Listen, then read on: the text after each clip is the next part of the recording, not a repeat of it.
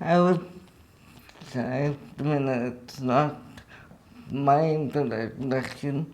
I would say it is the people who behind me made me what I am.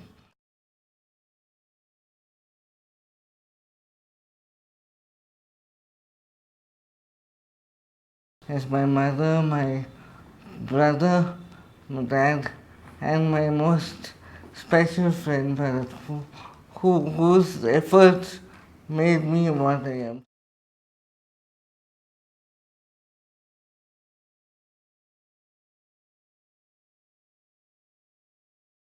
It is not about me, but it's about them.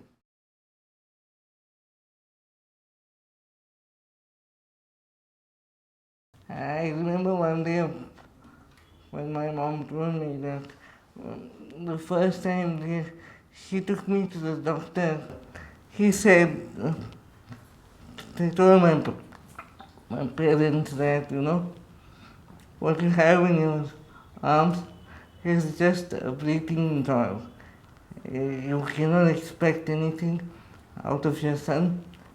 He will never be able to move on his own. He will not do anything on his own. And for just the satisfaction that you have a son, you can be happy, and maybe you can keep him in the showcase as a doll, because as I see, he's nothing but a vegetable.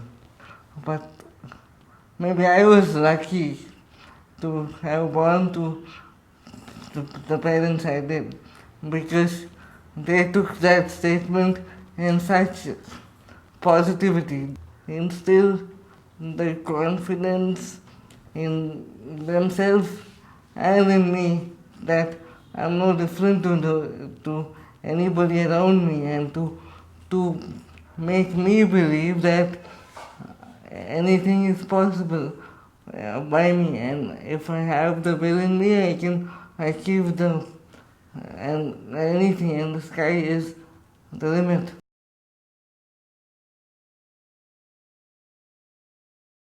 Mom and dad, they always thought, made me think that and the world is just two sides of a coin. You you have good people, you have bad people, and when you meet someone harsh or someone cruel to you, you don't look at them as they're being cruel to you. You look at them as an opportunity, as take life as a challenge, take life as an opportunity to do things which you're not meant to do. And that confidence, a spirit of never giving up, never saying, never quitting in life is what is what was the greatest gift mom and dad gave me. They were such a positive influence on me that I never felt that I was anything different. I never felt I was any way lesser than anyone around me. So even before I felt low, they were there to pull me up, and make me again feel that the world is a beautiful place to live in.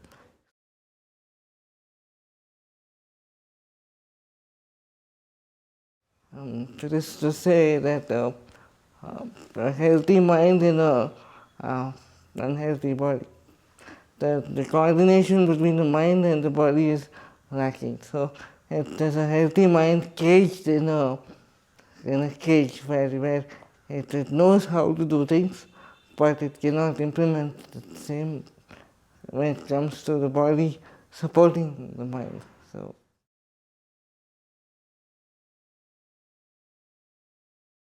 uh, I used to write on my own till my ninth standard, and I was stubborn. I was very stubborn. I still am. When the invigilators they came and said half an hour to go, I used to there, say, ma'am, please, I have loads to write. I know each and every answer in the paper. I don't want to miss my marks, please. Since I had the previous exams to prove it, the principal used to give me time and they used to allow me write. For exams, for the first experience where I have only one other option where you will have to tell somebody else and make them write. All those years, every day, when I used to study or I used to do my maths problems, I used to dictate and mom used to write, and she purposely made mistakes so that she wanted to know whether I was alert enough to point out those mistakes. So that practice and that, as I said, stubborn nature in me, I could fare well enough and score about 85%, which was the highest for a quadriplegic student who took a scribe in his exams. 12th was again it was a bigger challenge than 10th because after 10th I told mom that I want to become an engineer, and that meant that I had to take up science as my options. I somehow managed a decent 70% in my second PU, and then when I went to the CET common entrance test where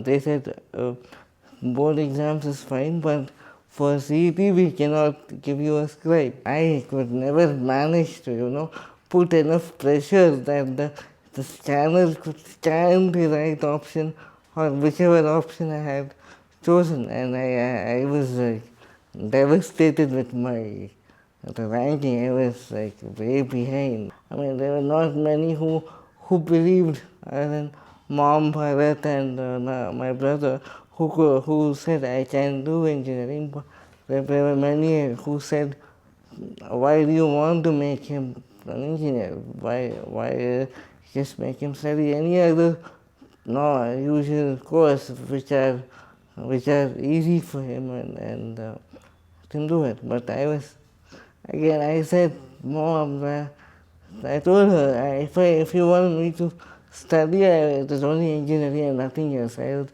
sit at home rather than doing something which I don't want to do. So the principal of that college was very, very supportive, since my brother also studied there. And we went there with the chief minister's recommendation, and mom managed to get me a seat in computer science. And I could hardly could finish 45% of the paper, and the time was up, and I flunked in 3 subjects. I couldn't believe my own result sheet. I told mom, I don't think this is my cup of tea. I don't think I can finish my engineering. I better give up. I better have listened to you. But then, mom being mom, she has nothing doing. You have to finish it. You cannot say, I quit.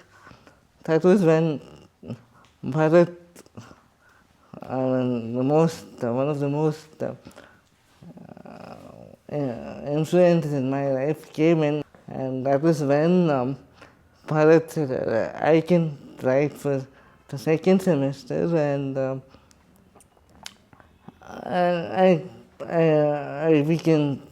he gave me the confidence that, I know what you're capable of. When you could dictate problems, solve them mentally and tell me the answer directly, why can't you do it again? His parents were kind enough to understand what our friendship was, and they allowed him to do what he was doing. I should not say, I mean, I don't know if I could say it was a noble cause, but that is what I hear people saying. Because I don't know, I feel I was just being selfish in asking him to write my exams on the cost of his own career in life.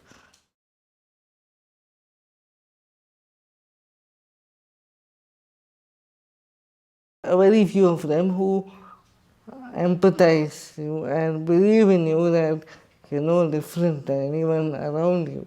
The lack of awareness in the society is the result of all these conditions or situations.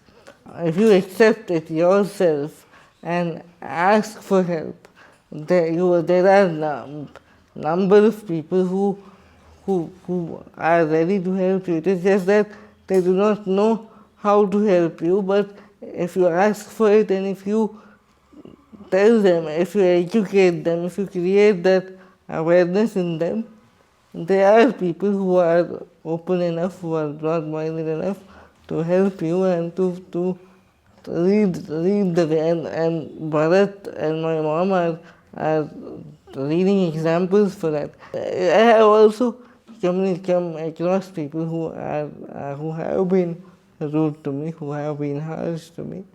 But again, it is just that you you take that in your stride and move on and take that as a challenge and you can prove them that what they felt about me was not right enough, and it's just that if the opportunity given to me, I can excel in whatever I do. If you want to be happy, you can be happy. There's no one who can stop you from being happy. So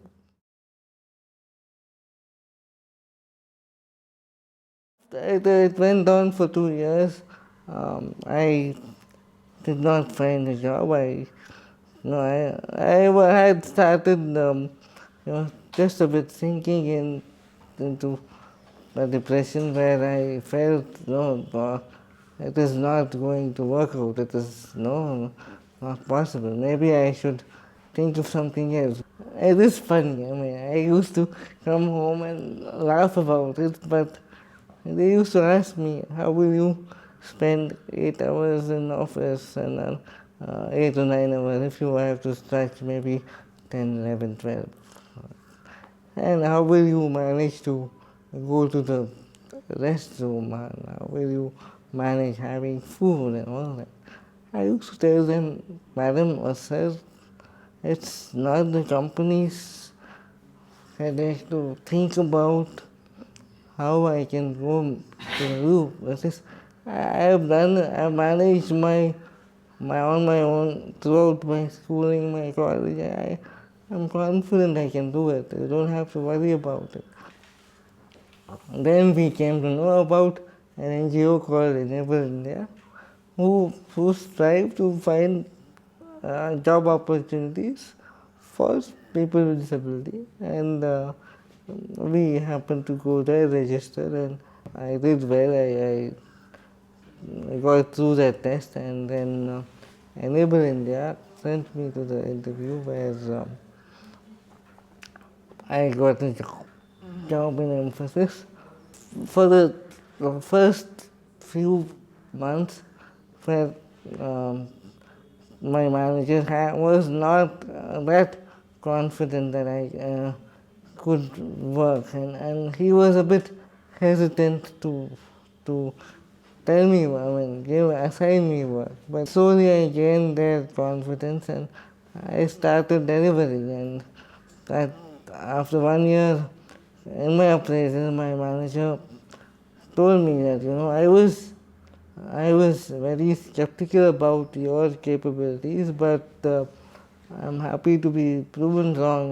You have exceeded my expectations, and you are very much capable and equal to all my reportees, and I'm very, very delighted to have you in my team. So since then, it's been a journey where, again, I have come across people as two faces of a coin.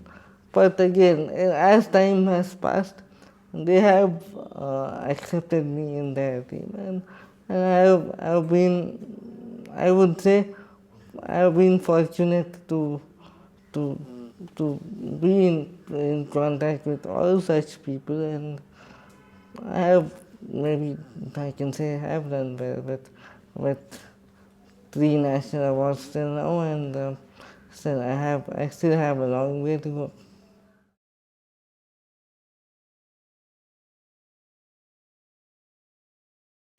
First of all, parents themselves, I mean, they need to accept the child as my family, they accepted me. And once the family accepts the child, the people around the family, like maybe relatives, maybe friends of the family, automatically the family has to educate the people around to accept the child. And then most importantly, the teachers, where the school where the child goes to, it has to be inclusive, it has to have teachers who are open enough to treat the child very much equal to any other student they teach. To children, they need to accept their limitations, and we need to live life to the fullest of it with all those limitations, and not give up on any point in time, because we can always make our weakness our strength, and that is when we will be successful. And for success for me, as I define it, as something where you are able to do something which you are not meant to do, and they're not expected to do it. But if you do that, then I would say you are successful. And for that, you need to accept and not give up at any more point in time.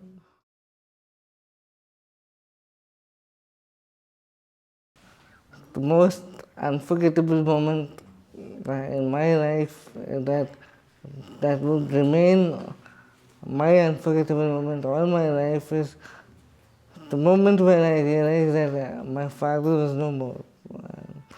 That he was, and still is one of my greatest source of inspirations. My strength, my whole being is was with him. Secondly, the moment where I finished my engineering, and I had the the the certificate of merit where it said Ashwin Kartik, computer science graduate engineer. That is something I will never be able to, don't want to forget, because it gave me a sense of achievement. It gave me a sense of completeness, that what I have dreamt, I have I had achieved it. And thirdly, the moment where I met my all-time hero, my role model. I mean, I cannot have words to express that, but it was when I met Sachin Tendulkar in person, and he told me that, Ashwin,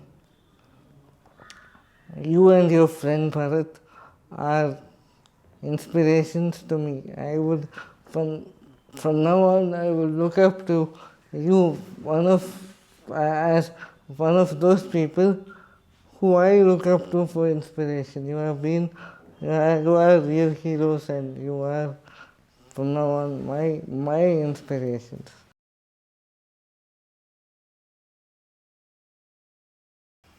The two dreams that I want to achieve. One, I want to work for my mom, and the other, I want to become an author someday. I, I always have felt that writing is a passion I have, and that a way of expression for me. So I dream of becoming an author someday, and giving a little bit competition for Chetan Bharat. So